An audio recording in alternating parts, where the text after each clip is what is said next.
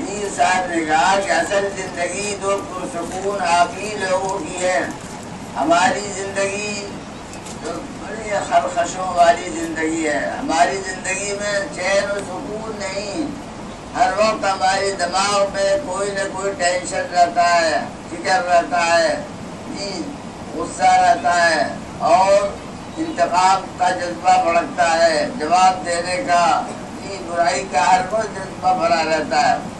لیکن آپ لوگوں کا جو مشغلہ ہے وہ سب سے بہترین مشغلہ ہے، قرآن و حدیث اور دین کی تعلیم حاصل کرنے والے کو اللہ تعالیٰ نہایت سکون کی زندگی عطا فرماتے ہیں، اور یہ حقیقت ہے۔ ایک تو اسکولوں اور کالجوں اور یونیورسٹیوں کی تعلیم ہوتی ہے، وہاں تو کوئی قرآن کی بات، حدیث کی بات، اخلاق کی بات، شرافت کی بات، انسانیت کی بات نہیں سکھائی جاتی ہے، لیکن ہمارے مدرسوں میں انسانیت کی بات، ہدایت کی بات، شرافت کی بات سکھائی جاتی ہے، بتائی جاتی ہے، اچھے اخلاق سکھائے اور بتائے جاتے ہیں۔ تعلیم کے ساتھ ساتھ تربیت بھی دی جاتی ہے۔ ہمارے دینی مدارس دارالعلوم کے ساتھ ساتھ دارالعلوم و تربیت ہے، یعنی تعلیم کے ساتھ ساتھ تربیت بھی سکھائی جاتی ہے۔ تو یہ دینی مدرسوں کی زندگی نہایت بڑھیا زندگی ہے، نہایت عمدہ زندگی ہے، نہایت پرسکون زندگی ہے۔ اللہ تعالیٰ نے آپ حضرات کو اس زندگی میں لگایا، یہ آپ حضرات کی بڑی سعادت کی بات ہے، خوش قسمتی کی بات ہے۔ علم دین حاصل کرنا سب سے اعلیٰ درجے کا کام ہے۔ آپ قرآن پڑھتے ہیں، قرآن اللہ کا کلام، آپ حدیث پڑھتے ہیں، اللہ کے رسول کا کلام، جس طرح اللہ کی ذات سب سے بڑی، اللہ کا کلام بھی سب سے بڑا، اور اللہ کے بعد سب سے بڑی ذات رسول پاک صلی اللہ تعالی علیہ وسلم کی ہے، اس لیے اللہ کے کلام کے بعد اللہ کے رسول کا کلام سب سے بڑا۔ تو آپ جو کلام پڑھ رہے ہیں وہ دنیا کے تمام کلاموں میں سب سے بڑا، اللہ کا کلام اور اللہ کے رسول کا کلام سب سے بڑا۔ اور ان دونوں کلاموں کی خصوصیت یہ ہے کہ یہ دونوں کلام جس کے سینے میں آ جائیں اللہ تعالیٰ ان کو بھی بڑا بنا دیتا ہے۔ جو لوگ قرآن و حدیث کا علم اپنے سینوں میں رکھ لیتے ہیں، عالم دین بن جاتے ہیں، حافظ قرآن بن جاتے ہیں، تو اللہ تبارک تعالیٰ ان کو بھی بڑا بنا دیتے ہیں۔ تو علم قرآن، علم حدیث ایک ایسا اعلیٰ درجے کا علم ہے کہ جو لوگ ان دونوں علوم کو حاصل کرتے ہیں اللہ تعالیٰ ان کو بڑا بنا دیتے ہیں۔ کتنی بڑی بات ہے۔ دنیا کے اندر اور اتنی تعلیم ہوتی ہے، وہ کچھ سائنسدانوں کے چیپٹر ہوتے ہیں، وہ پڑھا دیے جاتے ہیں، کوئی حقیقت نہیں، کچھ بھی نہیں جان اس کے اندر۔ لیکن اللہ کے کلام میں، اللہ کے رسول کے کلام میں وہ تاثیر ہے جو دنیا کے اور کلاموں میں وہ تاثیر نہیں پائی جاتی ہے۔ تو اللہ تعالیٰ نے آپ کو بڑی عزت کے ساتھ نوازا ہے۔ اللہ کے رسول سرکار دو عالم صلی اللہ تعالی وسلم نے ارشاد فرمایا، اکرموا حملۃ القرآن فإن من اکرمهم فقد اکرمنی۔ علامہ نووی نے ایک رسالہ لکھا چند ورق کا، اس کا نام ہے آداب حملۃ القرآن۔ اس کے اندر یہ حدیث لکھی ہے علامہ نووی نے کہ حضور نے ارشاد فرمایا کہ حاملین قرآن کا اکرام کیا کرو، جنہوں نے ان کا اکرام کیا انہوں نے میرا اکرام کیا۔ حامل قرآن میں حفاظ قرآن بھی شامل ہیں جن کو الفاظ محفوظ ہیں، اور حامل قرآن میں وہ حضرات بھی داخل ہیں جو قرآن کے الفاظ کے ساتھ ساتھ اس کے معانی اور مطالب بھی اپنے سینوں میں محفوظ رکھتے ہیں، سبھی شامل اس کے اندر۔ تو اکرموا حملۃ القرآن، حاملین قرآن کا اکرام کیا کرو، ان کا احترام کیا کرو، جنہوں نے ان کا احترام کیا حضور ارشاد فرماتے ہیں ان کا احترام ایسا جیسے کہ میرا احترام کیا۔ کتنی بڑی عزت کی بات ہے میرے محترم لوگوں۔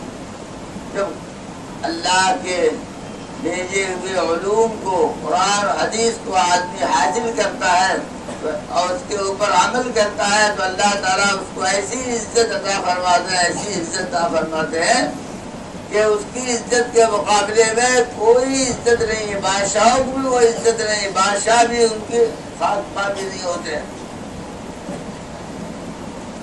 حضرت عطا بن ابی رباح کا نام آپ نے سنا ہوگا، حدیث پڑھنے والے تھے، روزانہ ہی ہر صفحے میں ان کا نام پڑھتے ہوں گے، بہت بڑے محدث گزرے ہیں۔ حضرت عبداللہ بن عباس رضی اللہ عنہ کے شاگرد ہیں اور بڑے پائے کے محدث، بہت پائے کے مفسر، بہت پائے کے فقیہ، اللہ نے بہت ان کو عزت دی، بہت بڑا عالم بنایا ان کو۔ یہ مکے کے رہنے والے تھے، مکہ مکرمہ کے رہنے والے تھے اور ایک عورت کے غلام تھے۔ ان کی حیثیت کیا تھی؟ غلام کی حیثیت تھی، اور پھر اس پر بھی دراجے کہ بڑے کالے کلوٹے تھے، بدصورت تھے، شکل صورت کے لحاظ سے کالے کلوٹے تھے، اور ان کی ناک تو ایسی تھی جیسے باقلہ کی پھری، بہت بدشکل، لیکن اللہ نے ایسا علم ان کو عطا فرمایا تھا کہ علم کی وجہ سے اتنی عزت دی تھی، پورے مکے میں مشہور تھے، پورے مکے میں مشہور تھے۔ ایک مرتبہ اس زمانے کا جو بادشاہ تھا، حکمراں بنو امیہ کا، عبد الرحمن بن عبد الملک، وہ حج کے لیے گیا۔ حج کے لیے گیا تو اس کو 4 مسئلے حج کے سمجھ میں نہیں آئے، تو پوچھنے کے واسطے حضرت عطا بن ابی رباح کے گھر گیا۔ وہ حضرت عطا بن ابی رباح کے گھر گیا، اس کے ساتھ اس کے 2 صاحبزادے بھی تھے، بادشاہ عبد الرحمن کے 2 صاحبزادے بھی تھے۔ جب یہ پہنچے حضرت عطا بن ابی رباح کے پاس، حضرت عطا نماز میں مشغول تھے، نماز پڑھ رہے تھے۔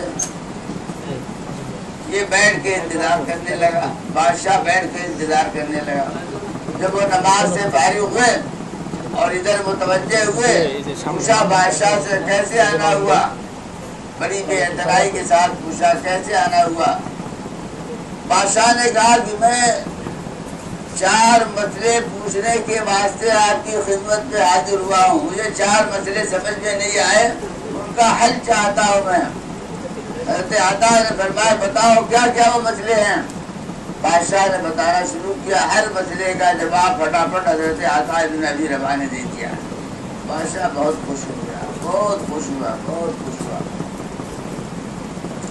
بہت خوش ہوا۔ اس کے بعد جانے لگا، جب وہاں سے رخصت ہونے لگا تو اپنے صاحبزادوں سے کہتا ہے، اپنے شہزادوں سے کہتا ہے، وہ بات آپ کو سنانے کے لیے میں نے یہ واقعہ بیان کیا۔ وہ کیا کہتا ہے؟ اپنے صاحبزادوں سے یوں کہتا ہے، اے میرے دونوں شہزادوں، اس بات کو یاد رکھنا کہ علم بغیر ذلت اٹھائے ہوئے حاصل نہیں ہوتا ہے۔ یہ بادشاہ کہہ رہا اپنے لڑکوں سے، اے میرے دونوں بیٹوں، یاد رکھنا اس بات کو کہ علم بغیر ذلت اٹھائے ہوئے حاصل نہیں ہوتا۔ دیکھو میں نے 4 مسئلے پوچھنے کے واسطے کسی ذلت اٹھائی، ایک ذلت تو میں نے یہ اٹھائی کہ میں بادشاہ ہوتے ہوئے اپنی رعایا کے پاس آیا علم حاصل کرنے کے لیے، مسئلہ پوچھنے کے واسطے، سوال کا جواب لینے کے واسطے۔ جبکہ بادشاہوں کی عادت یہ ہوتی ہے، جب ان کا کسی سے کام پڑتا، واسطہ پڑتا، تو ان کو اپنے دربار میں بلاتے، بادشاہ نہیں کس کے پاس جاتا ہے۔ ایک ذلت تو میں نے یہ اٹھائی، اور دوسری ذلت یہ ہے کہ یہ غلام اور میں آزاد اور حر، یہ غلام اور میں آزاد اور حر۔ غلام سوسائٹی میں کمتر سمجھا جاتا ہے اور حر جو ہے سوسائٹی میں اعلیٰ درجے کا سمجھا جاتا ہے، تو میں اعلیٰ ہوتے ہوئے میں نیچے والے کے پاس آیا۔ ایک دوسری ذلت میں نے یہ اٹھائی، اور تیسری ذلت میں نے یہ اٹھائی کہ جب میں یہاں آیا تو یہ نماز پڑھ رہے تھے، نماز کے ختم کے لیے مجھے انتظار کرنا پڑا، یہ بھی ایک ذلت اٹھائی میں نے۔ میں بادشاہ ہوتے ہوئے ڈانٹ کر کے ان کو نماز سے بھی روک سکتا تھا، لیکن میں نے ایسا نہیں کیا، بلکہ میں نے انتظار کیا، انتظار کرنے کی ذلت میں نے اٹھائی۔ یہ تین ذلتیں میں نے اٹھائی، اس کے بعد میں نے 4 مسئلے حاصل کیے، 4 مسئلوں کا جواب دیا اس کو۔ اور اس کے بعد کیا کہتا ہے کہ دیکھو یاد رکھو، العلم عز لا ذل فیہ، علم سراپا عزت ہی عزت کی چیز ہے، اس میں کوئی ذلت کی بات نہیں ہے۔ علم سراپا عزت ہی عزت کی چیز ہے، اس میں کوئی ذلت کی بات نہیں ہے۔ علم حاصل کرنے والا عزت ہی والا ہوتا ہے، علم میں عزت ہی عزت ملتی ہے، کوئی ذلت کی بات نہیں ہے۔ العلم عز لا ذل فیہ ولكن لا يحسن الا بالذل، لیکن علم بغیر ذلت اٹھائے ہوئے، مشقت اٹھائے ہوئے نہیں حاصل ہوتا ہے۔ علم بغیر ذلت اور مشقت اٹھائے بغیر حاصل نہیں ہوتا ہے۔ یہ اپنے بیٹوں کو نصیحت کر رہا ہو، العلم لا يحصل الا بالذل، بغیر ذلت اٹھائے ہوئے، بغیر مشقت اٹھائے ہوئے، بغیر محنت کیے ہوئے، بغیر مشقت اٹھائے ہوئے علم حاصل نہیں ہوتا ہے۔ تو علم جو ہے سراپا عزت کی چیز ہے۔ آدمی جب علم والا بنتا ہے تو عزت والا اللہ تعالیٰ اس کو بنا دیتا ہے۔ علم سے جو عزت ملتی ہے وہ پائیدار عزت ملتی ہے۔ دنیا میں عزت کبھی آدمی کو مال سے ملتی ہے، کبھی عہدے سے ملتی ہے، اور کبھی علم سے ملتی ہے۔ مال سے جو عزت ملتی ہے وہ ناپائیدار ہوتی ہے، جب تک مال آدمی کے پاس ہے اور لوگ دسترخوان پر بیٹھ رہے ہیں، کھا رہے ہیں، اس کی عزت کے گن گا رہے ہیں، اور جہاں اس کا مال ختم ہو گیا، جتنے دسترخوانی دوست سب رفو شکر ہو جاتے ہیں۔ بس اس کی عزت کا معاملہ ایسا ہے، مال والے کی عزت۔ مال ہمیشہ ہمیشہ رہنے والی چیز نہیں۔ المال غاد الورا، مال جو ہے صبح کو آتا ہے شام کو رخصت ہو جاتا ہے، ہمیشہ رہنے والی چیز نہیں ہے۔ کتنوں کو ہم نے دیکھا کل وہ غریب تھے آج مالدار ہو گئے ہیں، اور جو مالدار تھے کل وہ آج غریب ہو گئے ہیں۔ تو مال ہمیشہ کسی کے پاس نہیں رہتا، تو مال والی عزت جو ہے وہ پائیدار نہیں ہوتی، ہمیشہ ہمیشہ نہیں ہوتی۔ اسی طریقے سے عہدہ کسی کو مل گیا تو عہدہ ملنے سے بھی عزت ملتی ہے آدمی کو، لیکن عہدے سے جو عزت ملتی ہے وہ بھی ناپائیدار ہوتی ہے۔ جب تک کرسی صحیح سلامت ہے، لوگ اس کے آگے پیچھے دائیں بائیں چل رہے ہیں، اس کی عزت کر رہے ہیں، جی اس کی عزت کر رہے ہیں۔ کیا ہے؟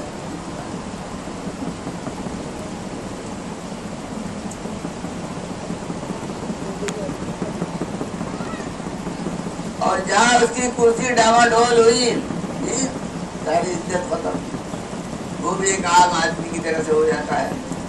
تو کرسی کی وجہ سے، عہدے کی وجہ سے جو عزت ملتی ہے وہ ناپائیدار عزت ہوتی ہے۔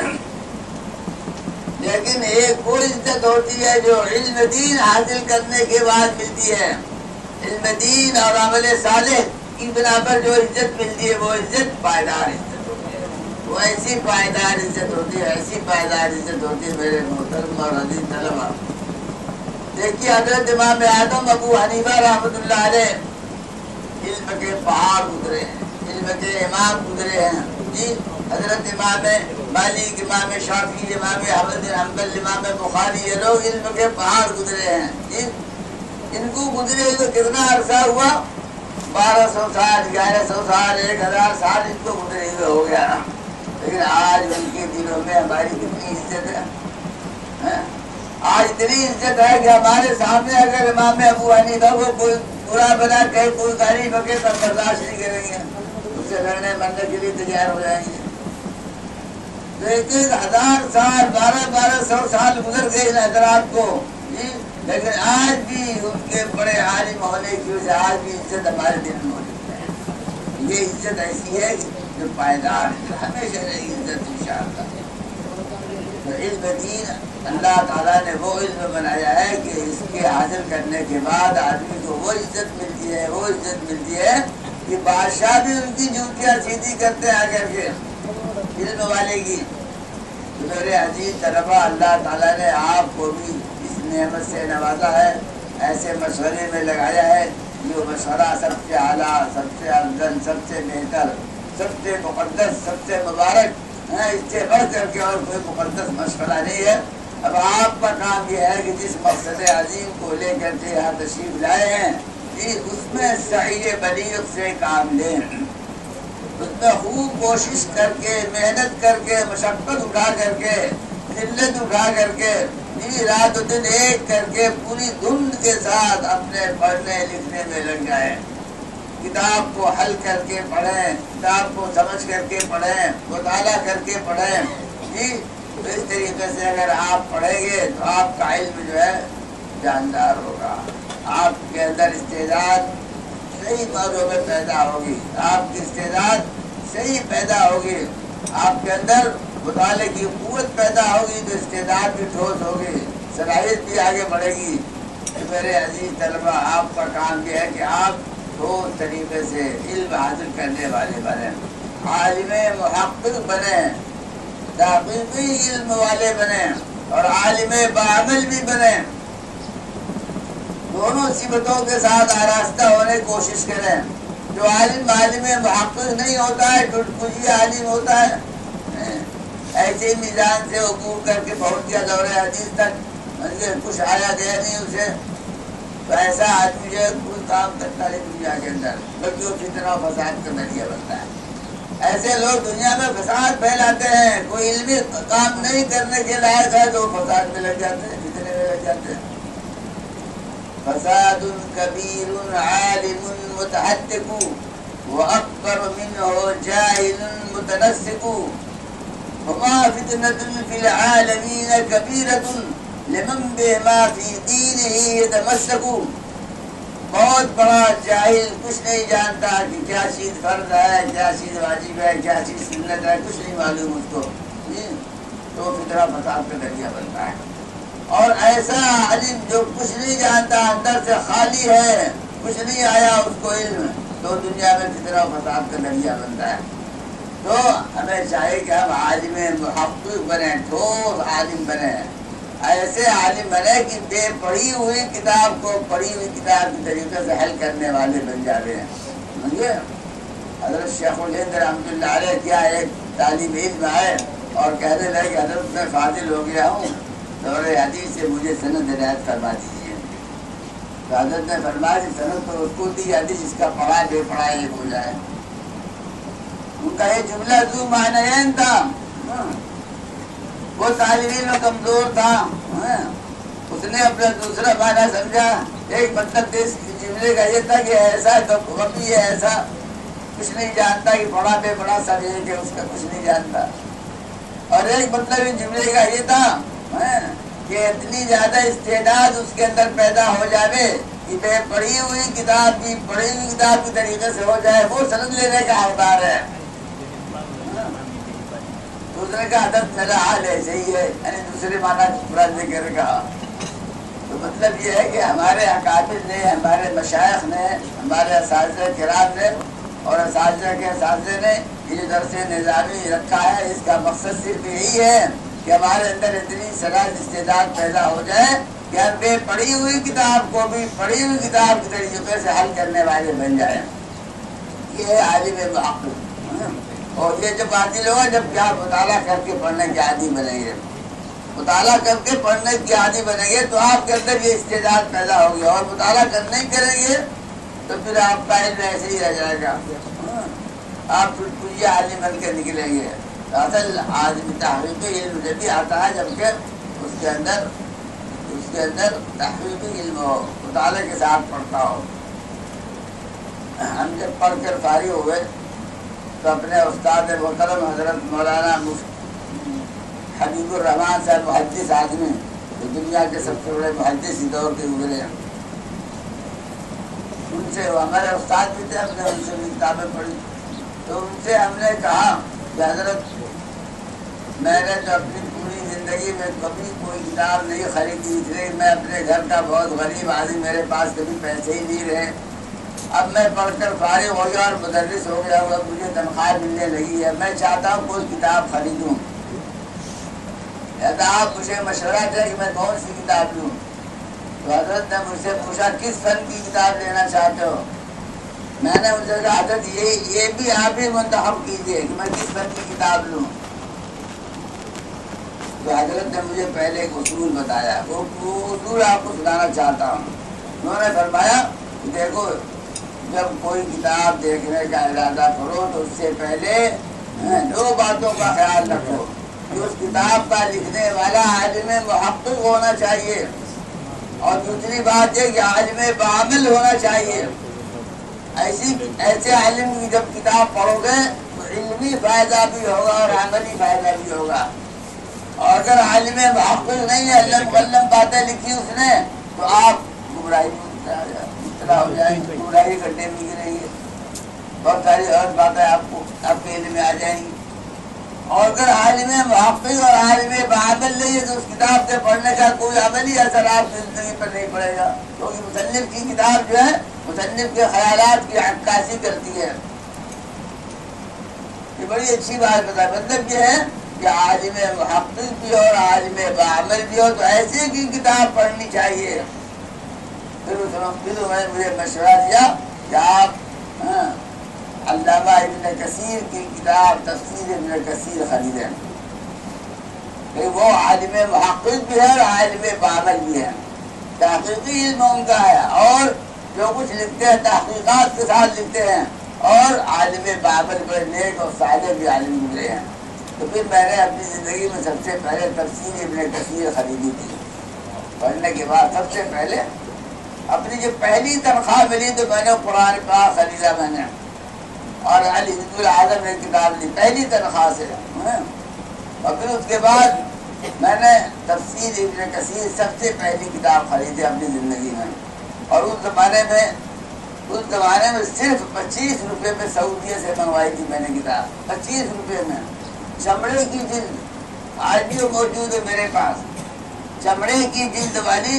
آج ایک جلد چمڑے کی بھی ہوگی تو 150 روپے سے جلد ہی کے ہو جائیں گے، لیکن میرے چاروں جلد جو ہے چمڑے کی جلد کے ساتھ مجلد بہت بڑھیا 25 روپے میں منگوائی تھی اس وقت، سسائی تھی اس وقت۔ تو بہرحال کہنے کا مطلب یہ ہے کہ آپ کو عالم محقق بھی بننا ہے اور عالم بعمل بھی بننا ہے، بغیر اس سے کام نہیں چلتا ہے۔ آپ نے اتنا وقت لگایا، 7 سال 8 سال وقت لگا رہے آپ، تو آپ اس بات کی کوشش کریں کہ آپ کا علم تحقیقی ہو اور آپ کا علم ایسا ہو کہ اس کے ذریعے سے دوسروں کو بھی نفع پہنچے، عالم بعمل بھی بنے۔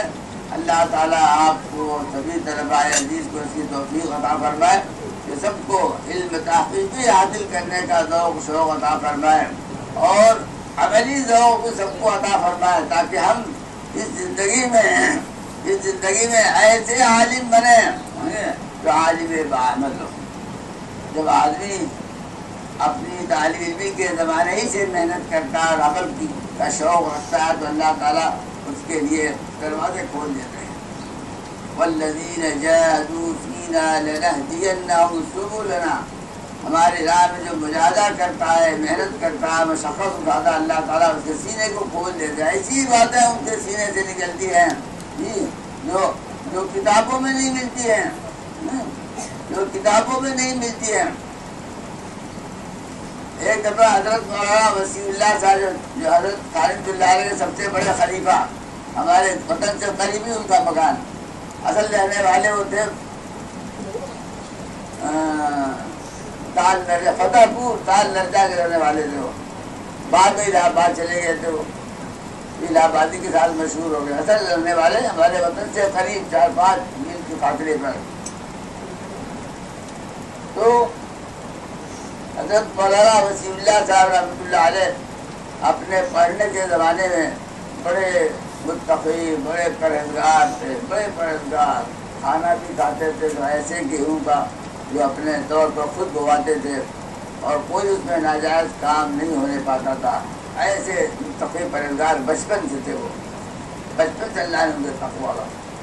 وہ تعلیم میں جب پڑھتے تھے تو کبھی ان کی تکبیر اولیٰ فوت نہیں ہوتی تھی، کبھی تکبیر اولیٰ نہیں فوت ہوتی تھی۔ ہمارے تعلیم کے بہت بڑے حکیم محفوظ علی صاحب جب ہمارے پڑوسی میں رہتے تھے، مولانا انور شاہ رحمۃ اللہ علیہ کے سالے، تو وہ بیان کرتے تھے، وہ ان کے ساتھیوں میں تھے، وہ بیان کرتے تھے کہ ایک مرتبہ ہم لوگ عصر کے بعد طلبہ بیٹھ کر کے باتیں کر رہے تھے، باتیں کرتے دیر ہو گئی اور مغرب کی اذان شروع ہو گئی، مغرب کی اذان شروع ہو گئی۔ تو اب سب لڑکے دوڑے، اپنے گھر کمرے سے لوٹا لے کر کے گول شریف کنویں پر آ گئے۔ اس زمانے میں گول شریف کنویں کے اندر کوئی نل نہیں لگا ہوا تھا، کوئی ٹوٹی نہیں لگی ہوئی تھی، نہ ہاتھ کا نل تھا نہ ٹوٹی تھی، کچھ نہیں تھا، بلکہ وہی ڈول ڈالا جاتا تھا۔ اور بہت گہرائی کے اندر وہ کنواں ہے، پانی بہت گہرا، تو ڈور ڈالا جاتا تھا اور بہت موٹا رسہ، اس کو ڈالنے میں کافی دیر لگتی تھی اور پھر اس کو کھینچنے میں کافی دیر لگتی تھی، اور طلبا بہت سارے کھڑے ہیں پانی کے انتظار میں۔ اب ایک ڈول میں 5-6 لوٹے پانی آتے ہیں، چھوٹا سا ڈول چمڑے کا رہتا تھا، اب مولانا بھی لوٹا لیے کھڑے ہیں، وہاں وسیع اللہ صاحب بھی لوٹا لیے کھڑے ہیں۔ اب یہ دیکھتے منظر، یہ تو بڑی دیر لگے گی، تو انہوں نے کیا کیا کہ اپنے لوٹے کو کنویں کے اندر ایسے ڈالا اور بھرا ہوا نکلا اس کا۔ یہ کرامت ہے، جیسے کوئی حوض میں پانی بھرا ہوا ہو اور اسے ڈالا، بھر کے نکال لیا، آتے مرشدی کے کنویں کے اندر انہوں نے ہاتھ ڈالا، ایسے ہی دیر نہیں لگی، ویسے ہی ڈالا، بھرا ہوا آ گیا کنواں، کرامت ان کی، اور فوراً وضو کیا اور بھاگتے ہوئے ان کو پہلی رکعت مل گئی، اور اس کو پہلی رکعت مل جاتی تکبیر اولیٰ مل جاتی ہے، آپ جانتے ہیں مسئلہ۔ یہ عمل کی برکت، یہ اخلاص کی برکت، تکبیر اولیٰ کے فوت نہ ہونے کا اہتمام، جی، تو اللہ تبارک و تعالیٰ ایسے لوگوں کو ایسی نوازتے ہیں، ایسی بھی نوازتے ہیں۔ ایک بچہ اپنی مجلس سے فرمانے لگے، ان کی مجلس میں بہت بڑھا کرتا تھا، پھر وہ فرمانے لگے بھائی اسمام علماء کرام بیٹھے تھے، 250-300 علماء، بڑے بڑے صدر مدرس محترم سب لوگ بیٹھے ہوئے تھے، شیخ الحدیث والے، ان کے مجلس میں بڑے بڑے علماء آتے تھے بیٹھنے والے، ان کی مجلس بالکل حضرت تھانوی کی مجلس کے کافی ٹو کافی ہوتی تھی۔ تو ایک دن فرمانے لگے بھئی امامت کے جو مراتب بیان کیے گئے اس میں ایک لفظ آتا ثم الاحسن وجہن، بتاؤ کیا مطلب ہے اس کا؟ علماء سے پوچھا انہوں نے، تو ان کے سامنے کسی کو بولنے کی ہمت ہی نہیں پڑتی تھی، وہاں رسول اللہ صلی اللہ علیہ کے سامنے کسی کے بولنے کی بڑے سے بڑے عالم کو بولنے کی کسی کی ہمت نہیں ہوتی، سب لوگ چپ رہے۔ پھر خود ہی فرمایا کہ اس کا مطلب یہ ہے ثم الاکثر تہجدن، ثم الاکثر تہجدن، اس کا مطلب ہے جو سب سے زیادہ تہجد پڑھنے والا ہے اس کو بھی آگے بڑھاؤ، اور یہ حسن سے مراد، یہ حسن جو ہے وہ ہے جو تہجد پڑھنے والوں کے چہروں پر حسن ہوتا ہے تہجد گزاری کی وجہ سے، تہجد پڑھنے کی وجہ سے جو ان کے چہروں پر حسن آتا ہے وہ مراد ہے اس سے۔ جب میں آیا وہاں سے واپس اپنے مدرسے میں اپنے استاد سے کہا کہ حضرت جو کتابیں ہم نے پڑھی ہیں وہی کتابیں تو انہوں نے بھی پڑھی ہیں، یہ کہاں سے ایسی باتیں بیان کرتے ہیں؟ ہم نے اپنے استاد سے پوچھا یہ کہاں سے ایسی باتیں بیان کرتے ہیں؟ جو کتابیں انہوں نے پڑھی ہیں ہم نے بھی پڑھی ہیں، ایسا کوئی مطلب نہیں کتابوں میں لکھا ہوا۔ تو ہمارے استاد نے فرمایا جب طالب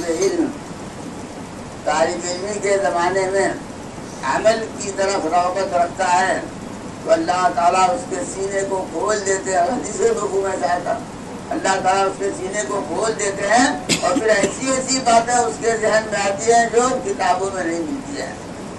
میرے عزیز طلبہ، آپ بھی اگر محنت کریں، محنت کے ساتھ ساتھ عمل میں بھی لگ جائیں تو انشاءاللہ آپ کو بھی کیفیت حاصل ہو جائے گی۔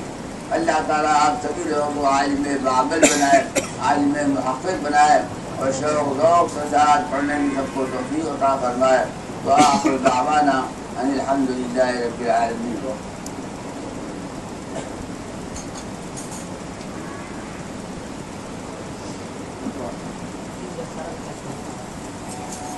الحمدللہ رب العالمین والصلاة والسلام علی سید الانبیاء والمرسلین وعلی آلہ وصحبہ اجمعین۔ لا الہ الا انت سبحانک انی کنت من الظالمین۔ ربنا ظلمنا انفسنا وان لم تغفر لنا وترحمنا لنكونن من الخاسرين۔ ربنا لا تزغ قلوبنا بعد إذ هديتنا وهب لنا من لدنك رحمة إنك أنت الوهاب۔ اللهم حبب إلينا الإيمان وزينه في قلوبنا وكره إلينا الكفر والفسوق والعصيان واجعلنا من الراشدين۔ الہ العالمین ہم سب کی مغفرت فرما دے، ہمارے چھوٹے بڑے اگلے اور پچھلے تمام گناہوں کو معاف فرما دے، اور آئندہ ہر قسم کے گناہ سے بچنے کی توفیق عطا فرما۔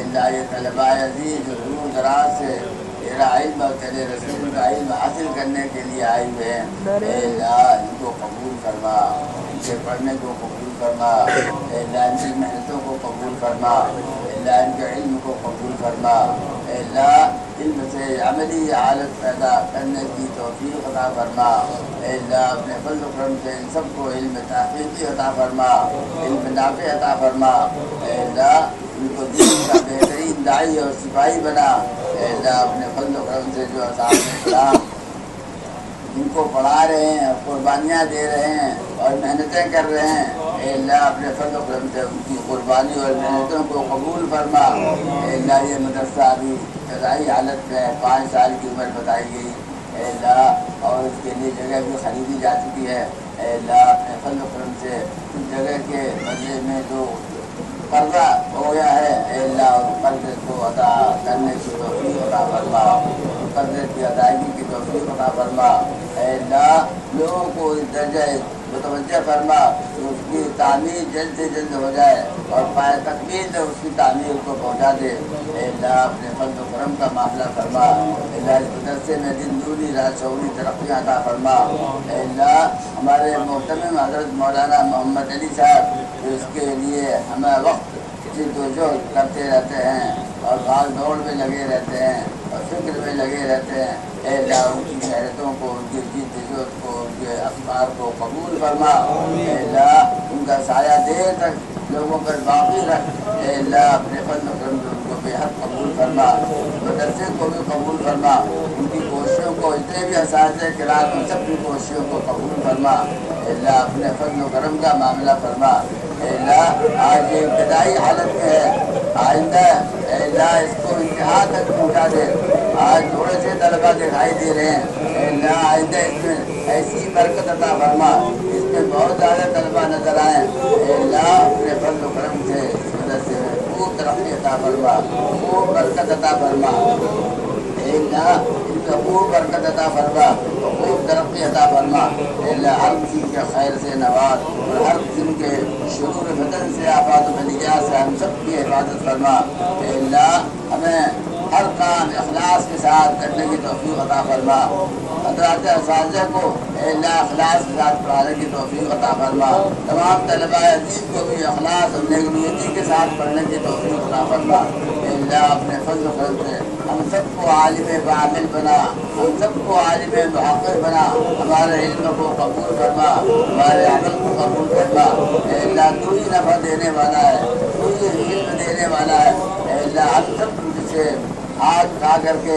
مؤدبانہ طور پر اور نیاز مندانہ طور پر تجھے درخواست کرتے ہیں، اے اللہ ہم سب کو علم نافع عطا فرما دے، ہم سب کو عالم بعمل بنا دے، ہم سب کو عالم محقق بنا دے، ربنا تقبل منا انک انت السمیع العلیم وتب علینا انک انت التواب الرحیم، صلی اللہ تعالی علی خیر خلقہ محمد وعلی آلہ واصحابہ اجمعین، الحمد للہ۔